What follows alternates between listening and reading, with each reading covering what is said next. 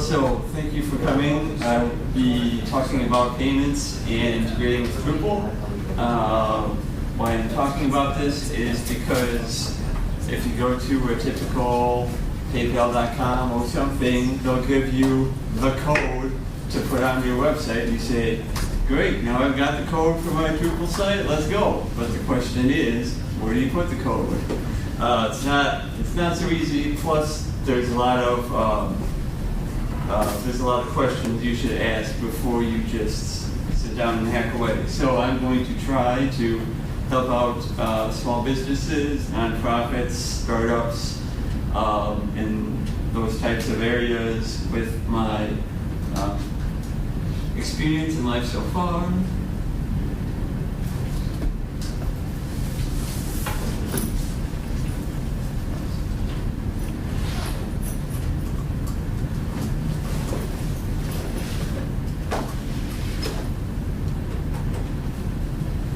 And I will be answering questions at the end, but for now, I'm just going to go through the story, and we'll save those for the end. If you want to follow along, the address is right there, and here we go. If you want to follow me on Twitter, Biolithic, or various places on the internet, you can find me. I'm from Chicago, and all that kind of stuff. Anymore.com is the website. Some people might say, you know about technology, you know about programming. Great, but what do you have to say about real-world experience?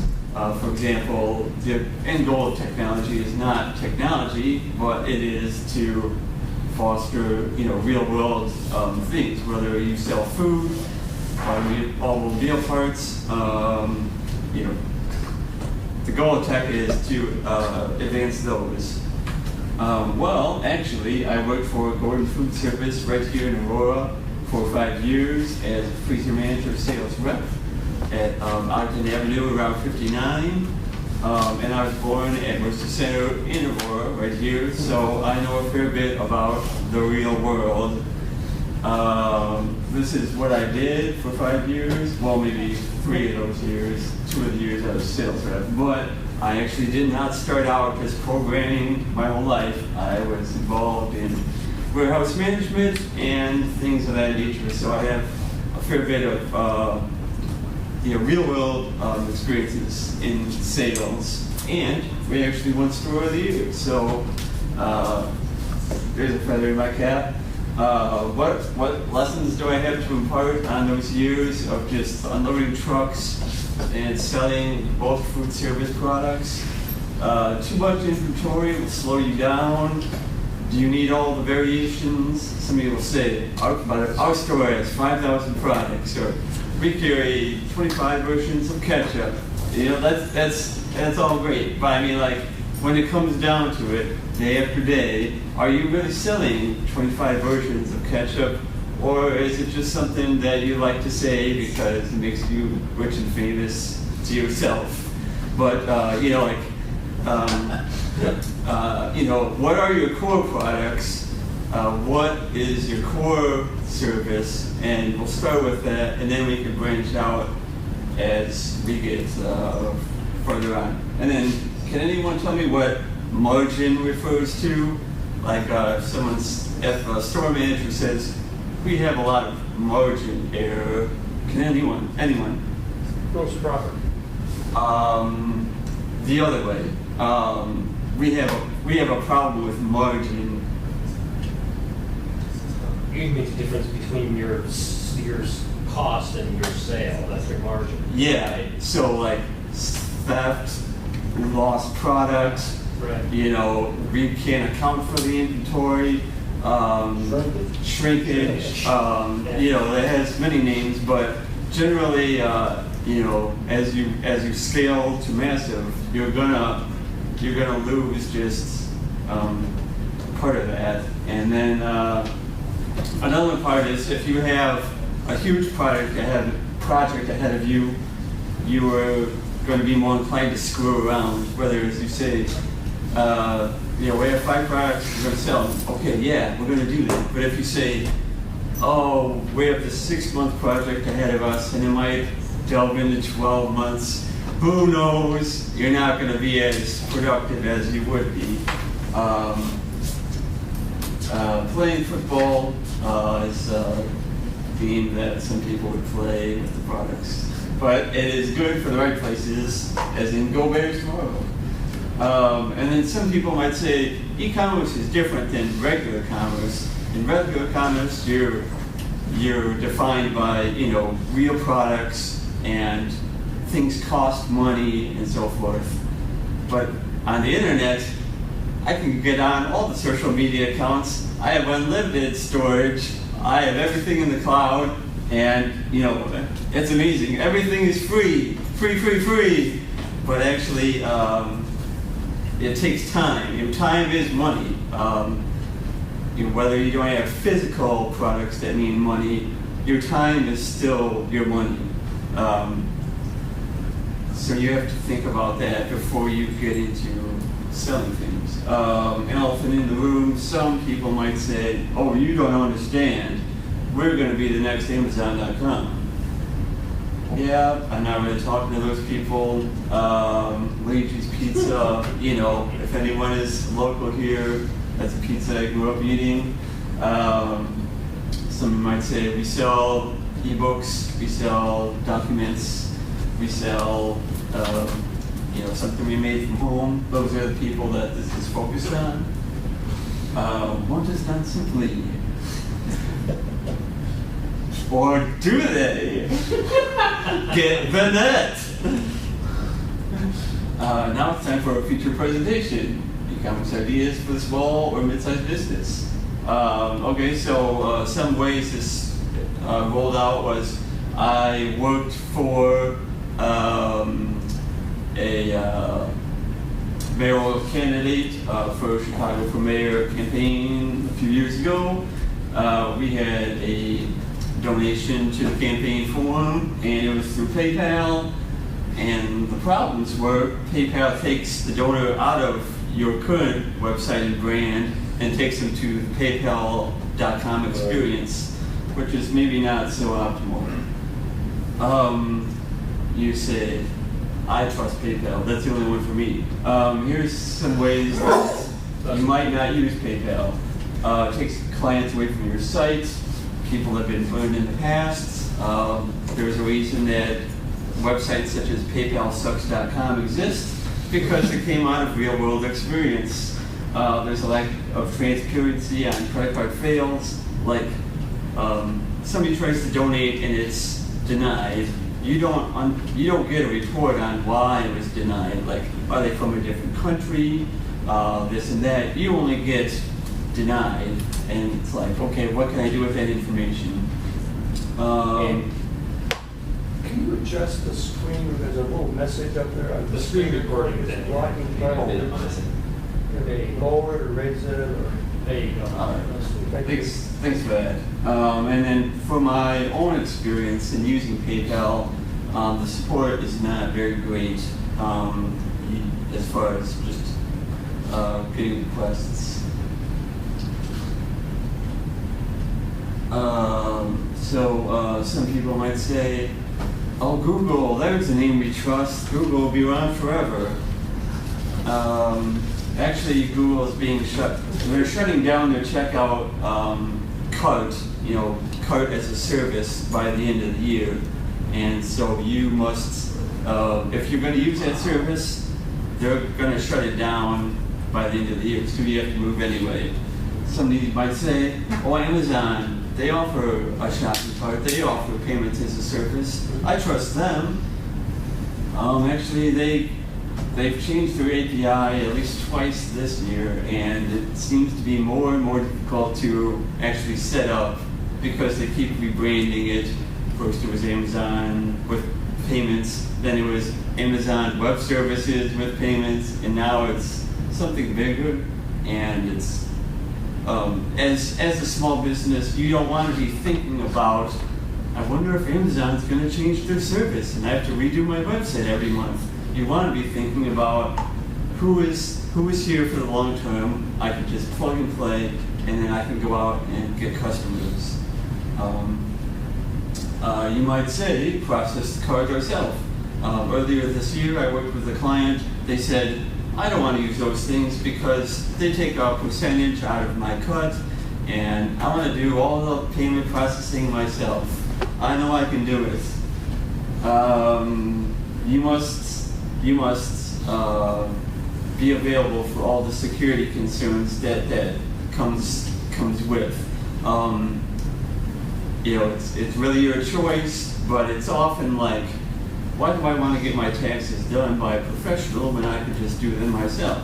Well, if you're, as the business rolls and rolls, it's usually beneficial to trade your time for a professional's opinion, which is why we use gateway providers, because last I knew, to be PCI compliant by the credit card companies to take in, there are 210 requirements that you have to match, and if you let a gateway provider take them, it comes down to like 20 because they take a lot of the security hit. But if you choose to do that yourself, you have to make sure that you're on top of all 220 requirements by the credit card companies so that if something gets stolen, you are not at fault. Somebody might say, oh, Bitcoin, that's the way for the future. Well, I think it's going to get shut down, so we're not going to go over that. Some things that I do recommend, Braintree Payment Solutions from right here in Chicago, local establishments. Didn't they just get bought by PayPal? Yeah, we're going to monitor that situation because the PayPal experience is not a great experience. But as of right now, they are complete, and I checked the website, I checked with Braintree, and right now they are still a separate service that is just a separate functioning entity. It's not being it's not being brought into PayPal at all. And that's what they've said on the blog and many other things. So for right now, I continue to trust them. Some benefits of them, your customers pay through your website without leaving your website, so it functions just as a normal credit card. It's not like you go here, you create an account here, and everything goes all over the place. It's just like, here's your credit card, type it in, goes to Braintree, you get paid in 2 days. That's really, how simple can it be? Another one that I've used and that I like for their very simple interface. This is if you're looking for a simple solution, would be Stripe, Stripe.com. They have very slick design, very easy bookkeeping on their back end. Also, you pay without leaving your website. The only thing is, this is taken off, but it's 7 days to get paid. So if you offer something, and somebody buys something through your site, 7 days later, you'll get the money in your bank as compared to for Braintree. Could you look at that radio screen? Yeah, sure. What is Groove Shark, Life Church got? These are customers of Stripe that use Stripe for their processing. Groove Shark is a music service. It is like Pandora or Spotify. It's a competitor to those two, where people sign up to, let's say, $10 a month to get streaming music. Live Church is like a streaming church thing. Heroku is what Facebook uses to deploy their Facebook apps. And you can also use that as a server. And then, obviously, we all know who jQuery is. If we're web Heroku's developers. also part of Salesforce.com. Part of Salesforce. What is that? Heroku is also owned by Salesforce. Yeah. So, both Stripe and Braintree have, big companies that depend on millions of dollars to, so you're pretty safe using them. Like some examples of poor examples of shopping carts in my past is, in my past I used Drupal UberCart on Drupal 6 to make a store, and boy, it was a great store. The only thing is they only sold 2 t-shirts and a CD through the store, and in my opinion it's kind of overkill. Why do you need to set up a whole store just to sell like 1 or 2 products? And then some people might say, oh, I've heard about this great service. You sell things through their website and you pay to do it and so forth. You can still, there's still open source free ways to do it on Drupal that are just as easy in my opinion. Some of these, we'll go through 3 of them. Like a heavy or larger business should use Commerce Kickstart. A medium or smaller store should use Drupal Commerce, and then I will go into a light situation for 1 or 2 products or just a simple donate form. And Yeah. could you go back 1 second? Sure. Why do you make a distinction between Kickstart and Commerce Kickstart and Commerce? I will go into that in my next slides. Okay. If you're looking for an example of Commerce Kickstart, you can go to this website. And here it is. This is what you get when you install Commerce Kickstart. This is just if you said, I just want to install it, whatever it is, this is what I get on install. And you say, oh wow, this is amazing. What a website. What an amazing website. We have everything that we need in this website. Which is good if you were going to be that big store. Why Well, it's really a demonstration. That what you just showed is really a demonstration site. Yeah, it's a really fleshed demonstration. out, but if you want to build your own website on that site, it would take you forever to take out everything that. No, they have a link on there that pulls all that out at once. Yeah, okay. I'm going to go through the slides and then go through your questions. It doesn't take apart the structure. But it pulls all When out. you install Commerce Kickstart, you install 281 modules on install. If you were going to keep track of updates, security, this and that for 281 modules, plus whatever modules you want to use. Let's say it was over 300. Then you say, boy, we've got 300 modules for our store that sells 2 products, our ebook and mug. Man, this is awesome. One, it's going to be slower. You have to think about performance. It might be a slow site. 2, you might have to be on top of 300 modules, and then somebody says, oh, we found a bug in one of those modules. We found a bug in 50 of those modules. That's up to you to update all the time. Another one would be,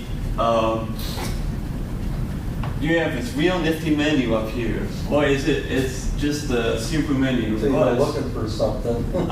Yeah, but that's not the standard Drupal menu. If you've used Drupal in the past and you say, okay, yeah, appearance and these things, where are they in this menu? It'll take a learning curve. The next 2 down would be just the standard Drupal Commerce installation. You can see that at that website right there.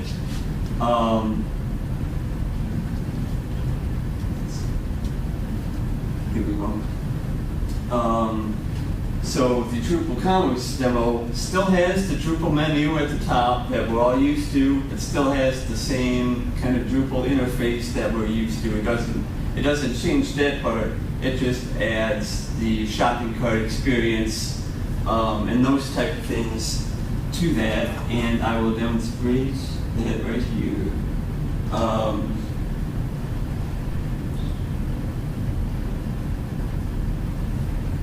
All right. So you still have, the kind of the URL path of that you can still use for the typical Drupal commerce or typical Drupal site. And you know, this is still a node that you might recognize, and you still add the add to cart button, and you know, it adds it to your cart, and then you go through the process of checking out and things of that nature. And through Drupal Commerce, you can install, it has modules to on Drupal.org to include PayPal, Amazon, Google Checkout, Braintree, Stripe, basically anything, you know, pay by check, basically anything that you would want to use. Some reasons that you might not want to use Drupal Commerce. Number one, you still have a lot of assembly required. For example, Drupal Commerce is more like ready-made. Number two, Drupal Commerce is 100% built on views, rules, and entity, those modules. And so if you would say, you know what, I've never played with rules, I've never used the entity module, there's kind of a learning curve there in which, you know, first you learn Drupal, then you learn these modules. Then the third step would be, you know, learning commerce. And for example, for the payments, you know, this is the payments. I'm not sure why this is doing What's this. that doing that? It's not good at doing it. For example, like this is your payment screen, and you say, well, because on this screen, it's not like the normal module screen that you just click on and it's enabled or something like that, or it's not like a normal options screen that you just say, oh yeah, let me just type in my key, you know, secret key, account number, okay, there we go. You know, it uses rules to edit, and then you have to use the rules to say, like how rules is like a real world talking example of a module in which you can say, when the customer gets to page checkout, show the Stripe module on the footer block and do this. And so you have to like set conditions, and then it will act on those conditions. So it's not as user-friendly as you might think, but Commerce is still a great distribution that many fine sites have been built on. The third option that I'm going to talk about for a little bit is the contribute option. Stand for contributed modules. I have built a module for Stripe Braintree, and I built one for Google Checkout, but that's being deprecated, so I'm throwing that module in the trash. But what that is you, these modules are not ready yet because I'm trying to launch Drupal 8 and 7 versions. But if anyone here is interested in the concepts I will be presenting, I can work with you on getting them out faster. I've used this just for my own self and clients, but if somebody sees a larger view, that you know, I'll be happy to work with you. So Andy, are these gateways to those services? Yeah, these are modules that kind of package the checkout experience without commerce, but also using the payment gateways. So you're using the commerce payment gateways? Actually, I'm not using commerce at all. You just install the module, and it installs like So the buy now button. it's a standalone. It's a standalone module. It requires no dependencies at all. You just install it. It has an option screen where you say account number this, secret key this. It has live/test, so you can click test and test it out, and then click live. You're ready to go. Your customers, you have it stored in a day. All the meat and nuts that you have. Huh? For simple, right, like, so I Yeah. put up a site for our high school reunion. Yeah. And we sold 2 things. Yeah. Well, great, I installed Uber Cart, had to configure the whole friggin' thing, right? Yeah. Just for 2 things, a ticket and a picnic ticket. It was ridiculous. So that's this exactly what that this was. is kind of like the more of the if you were at an earlier session today, which I won't name, but it was great. Check on Twitter. But an MVP. This is if you were gonna say this is our idea. We're gonna sell a ticket to event, or we're gonna sell our research as an ebook or a white paper or something. Or possibly like something that is, maybe a digital download that, or a service you provide. Both of these are just one step. What it is you install the module, you just type in your things in the configuration menu. Customer goes to your website, clicks buy now. The credit card money goes to Braintree, then goes to your bank. You research the financial records on Braintree's site, so you don't save the records of this customer paid with this credit card on this date. That is saved on their end for basic security concerns. So anybody comes knocking on your door, they say, "What about the taxes?" or "What about this?" You just say, "That's not my problem. Here you go." And then here's an example of what happened when you install the module. You get the node type of or content type. You get the checkout button. You can just when you create the nodes, you create the products. Then you have a form, and then in the configurations, you can check boxes on which of these you want to collect. Let's say you don't want to collect any, just uncheck all the boxes, or you can check all the boxes to collect all these. Then the customer goes to the checkout, and then all the verification happens on your site, like live Ajax. So instead of click submit and it goes somewhere, and then you go here, and then it says error, and then back and forth. It just tells you exactly. You just click submit, and it'll tell you, below the field what is wrong or what is right. And that works for all the fields too. And then otherwise, this is an old shot, but it'll email the admin, and it'll email the customer the receipt, and it'll give the verification number, and it'll create the account, the Drupal.org, or the Drupal account on the website and on Braintree, so that for future,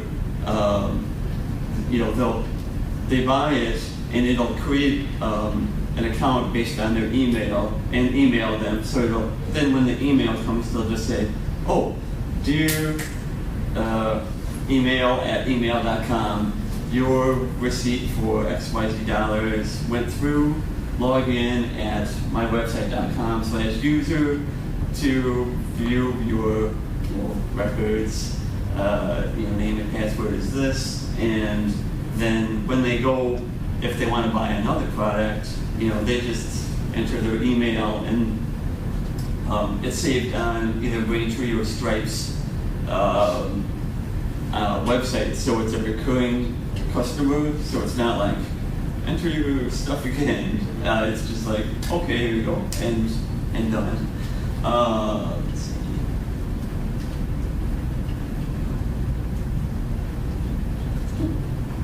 Okay.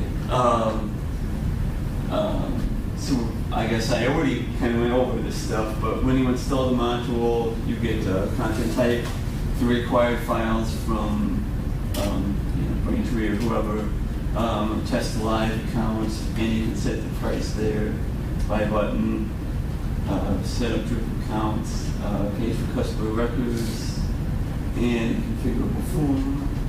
And I will demonstrate that really quickly.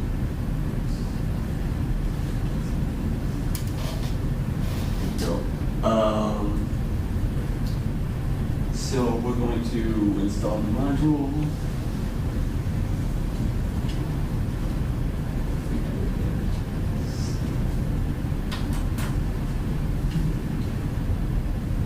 And then these modules are available on my GitHub page, and I bet you can guess the address of that using my screen name. So we're going to install the instance Stripe.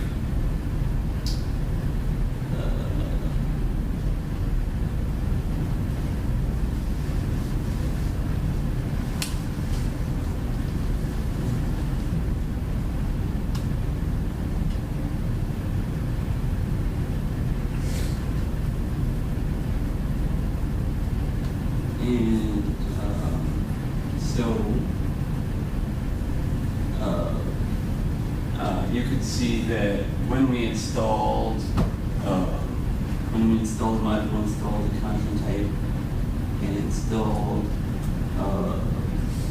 this configuration, which we can enter our API keys that they give us when we set up an account,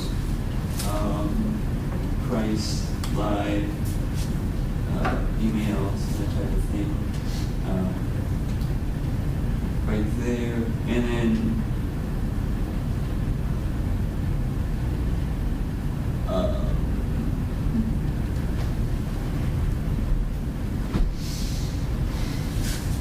to demonstrate that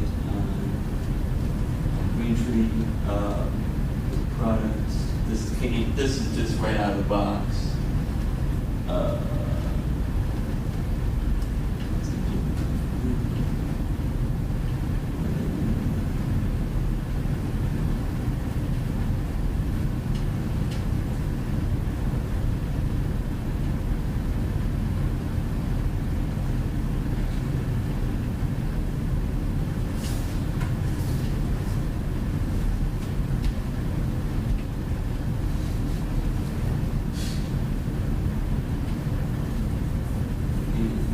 These are all configurable, so that if you don't want to collect these, that's okay. And then, like, to test. So all the information on that page you just left, that's stored on your site, right? Yeah, that's information is stored on your site, and then this information will be stored on their site. And then to like demonstrate.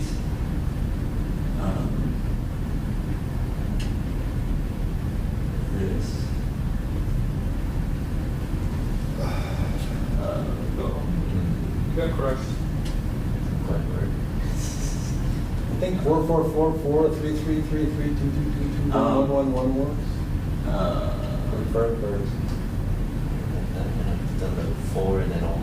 Yeah, That's my name. There's a couple dozen ones that are bad. Are you forcing SSL? I will talk about that after I click this demo. Okay.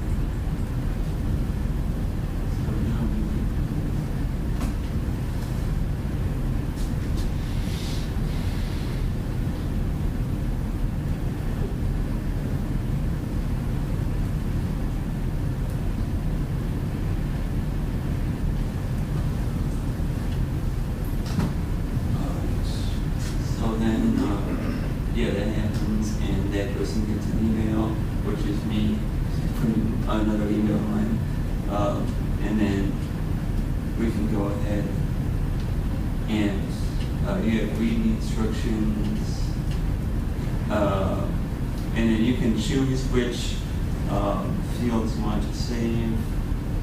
For right now, I only am saving the name, username, and email, and date. And then I set this up to like kind of like save custom field, which I put book type in case people say, I don't want a PDF, I want an EPUB or something. So it's a use case. And then like a real use case,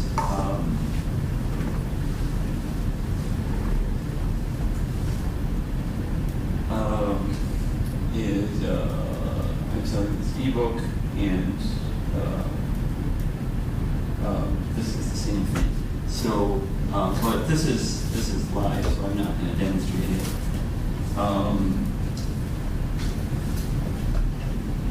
Did you build any reports in there to see what was sold through that? Yeah, I just where is it? This would be the reports. You can choose which ones you want to collect, and I only chose to collect name, email, and date, but through the checkboxes you can collect more information if you want to. And I will build this out and like make a nice jQuery, like sort and things like that. I just haven't to that yet. Doesn't Braintree give you some cool reports too? Yeah, Braintree and or Stripe. You can also research that. For example, there we go. You can see, about this customer.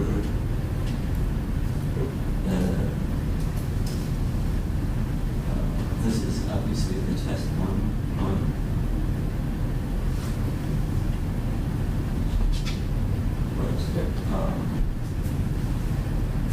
Yeah, you can see this is the dummy number. So this is the test state. They have, really good. They have really good reporting on their sites too, if you're interested in that. And then if you get big enough to use Commerce, these are already fleshed out, both Stripe and Braintree, by other Drupal users that are on Drupal.org, so you can go check them out.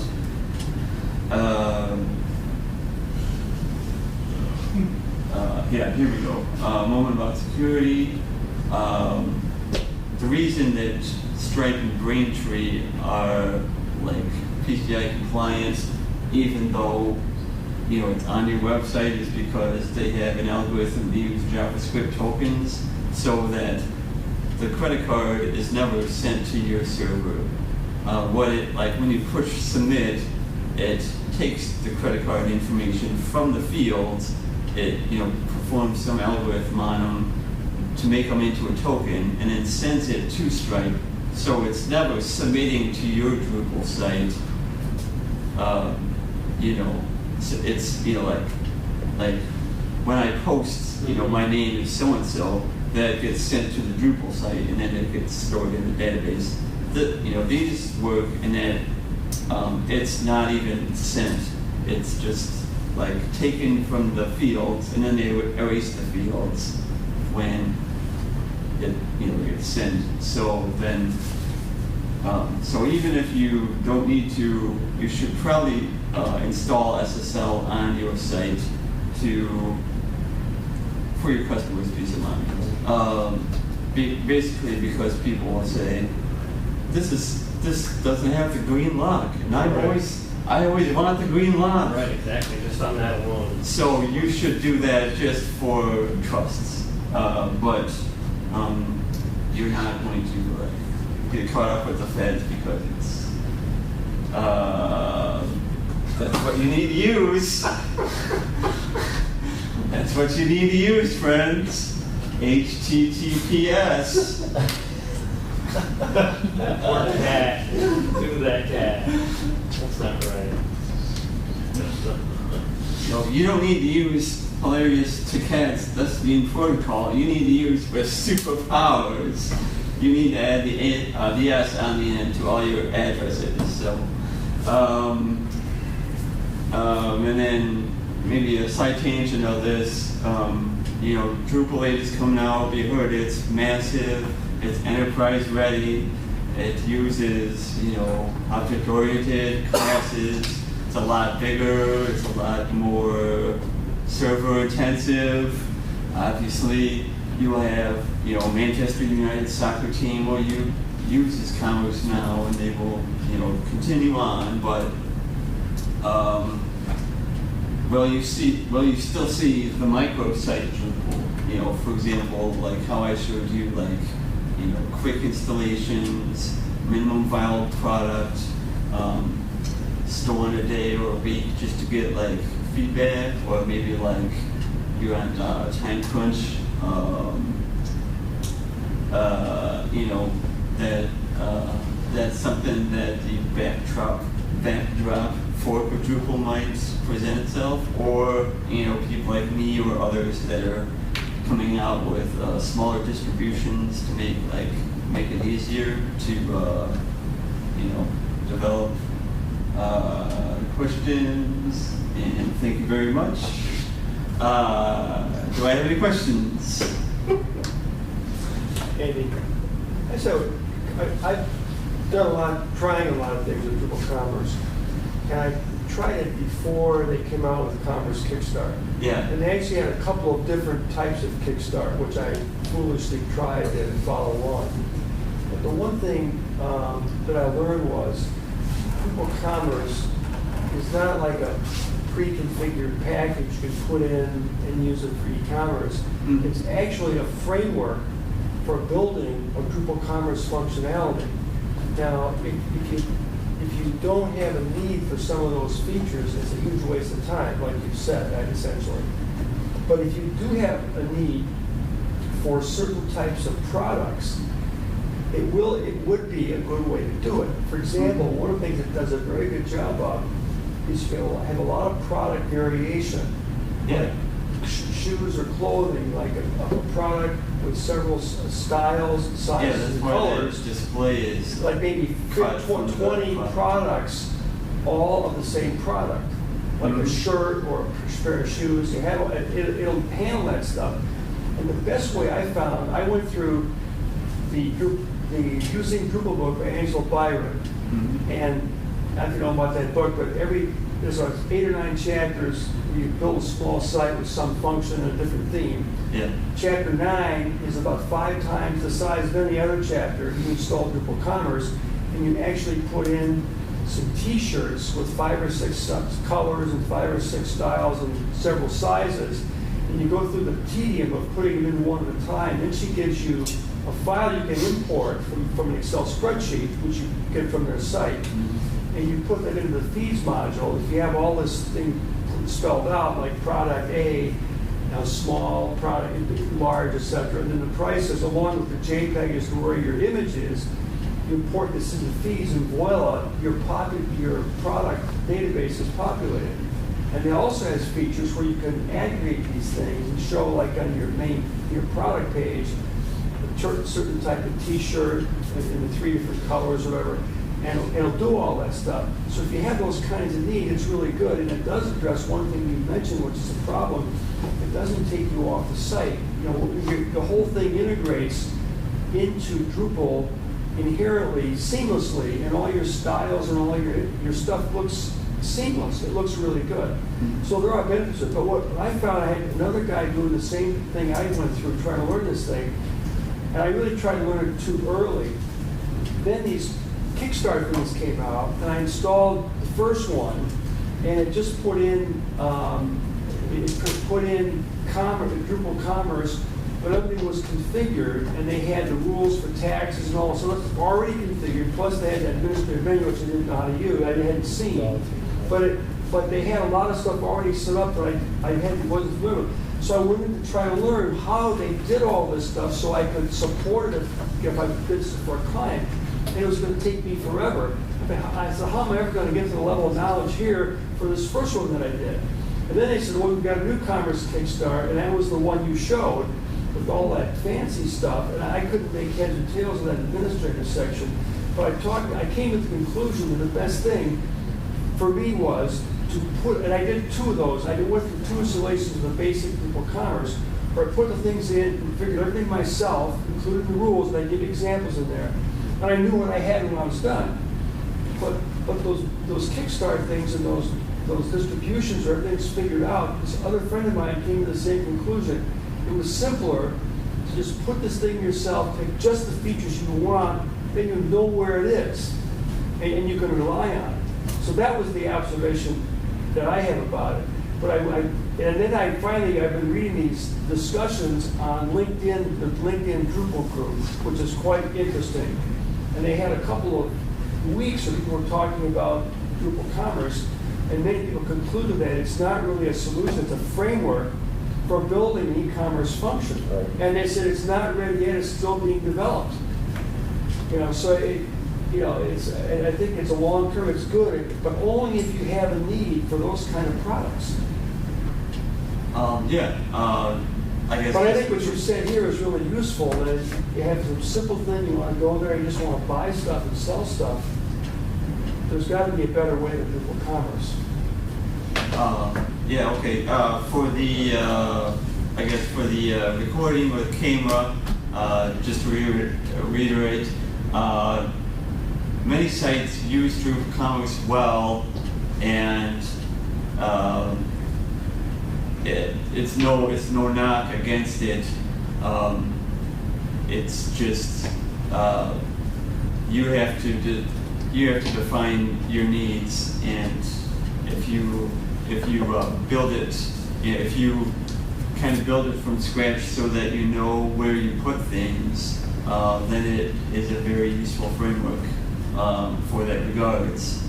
Do I have any other questions? Okay, go ahead. Your module, you said it's not available yet? It is available on my GitHub page, github.com/biolithic, and I would like to put it on Drupal.org. For myself, I wanted to get a working Drupal 8 and Drupal 7 versions, just kind of as a self goal. But if the larger community sees a need for this, and I've also used it for a client and for myself, but if the larger community feels a need for it, I will, just focus on getting 7 ready and shipping it to Drupal.org. But for right now, what was working here that you just saw is available on my GitHub. You can download it as a zip, or you can use the command line to clone it, as is the standard of the time. Any other questions? Just one quick thing. Have you already gone through the module review process, so you have permission to post your module on Drupal.org? I've been working with Grant Wynn on that from the KDUG, and I've used the coder module on my modules to make sure it conforms to the standards. So what I was just going to say is that it's never too early to get yourself into that process, because best case scenario, it'll take 2 months. That's like really fast. Yeah. Because some people submit their module and wait for 6 months or a year or something. So if you're waiting to put something on Drupal.org, maybe just put a version up into that queue now, so that later you'll be ready to do it. I might also add that in version 8, people aren't going to be using that a lot for a while yet. There's a lot of 7 out there. Finish 7. Yeah. Right? I go for 7. I think that's an awesome idea. What you're doing, I would finish 7 and put it out. I would have used it, for stuff that I've done. I'm sure there's a lot of people who would too. Yeah. But a real simple I stuff. can verify that the functionality works as is. I was also thinking about, I wonder on my reports page if I should put sort by, and if little nice things here and there. 1.2, 1.3, right? Yeah, right. Yeah. Get it up and let users request. And people can contribute to it. Okay. For the initial version, I would even consider removing the reports just so you could get through the review process quicker, rather than having a half-completed feature. Just take it out, get through the review process, and then add it back when you start developing. Well, there's got to have some kind of reporting. You wouldn't know what they've all Well, otherwise. give a link to Braintree. Yeah. the same Want whole, reports, go to branch meetings, their reports. possibly the same information, not the whole information, because there might be. You put additional fields on your own that they don't actually collect, right? Yes. Yeah. Yeah, because it does, the modules do work with Braintree or Stripe to create, the digital customers down there and to link the credit card to the email.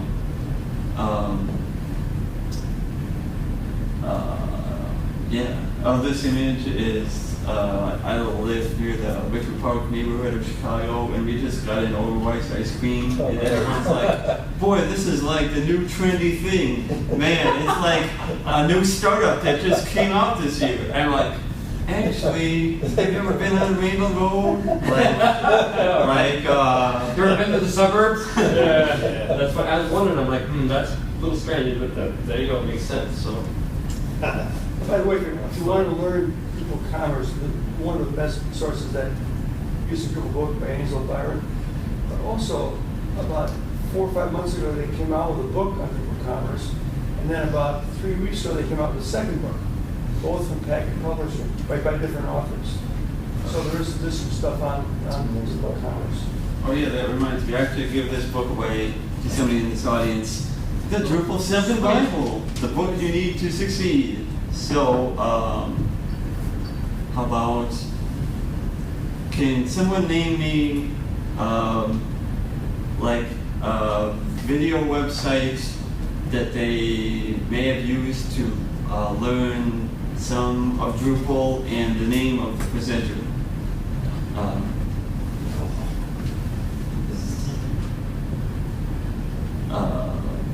In fact, I think there might be 2 of them here today. Drupalize me. All right, and then who would be the presenter? There's a bunch of them. Nate Howard comes to mind. All right, I haven't actually seen him. I've watched a lot of the Drupalize me videos, and I actually haven't seen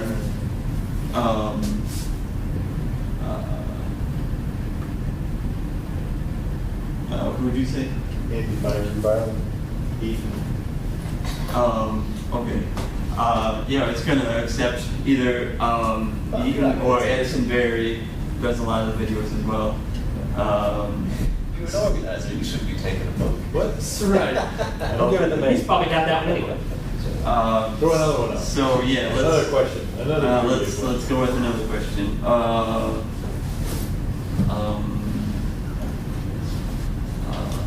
I guess I live near the Six Corners intersection of Chicago. Can anyone tell me what the 3 streets are at that intersection? Michael's gonna put a favorite in. Milwaukee, Irving Park, and I'm thinking of the other 6 corners, the one that I live in. There's many. North Damon and Clyburn. No, And Milwaukee. you got the question wrong the first time. So let's go on to another question. Wins for effort, come on.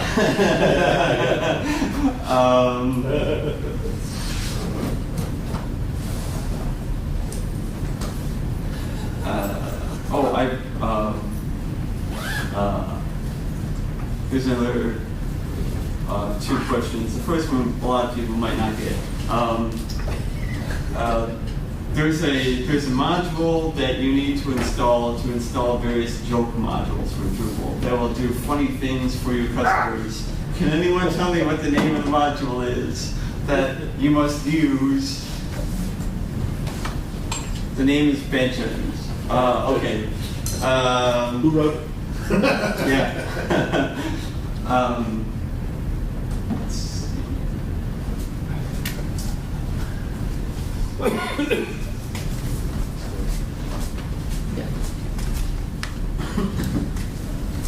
All right, maybe we're running out of time here. The last person left in the room. It doesn't own the book. Who doesn't know the book? Okay, how about a softball one? Which country was Drupal developed in? Belgium. Belgium. Netherlands. No. No? Belgium. Yes. You're gonna win it one of these times. That's the one point I don't have on page 7. All right. Thanks, everyone.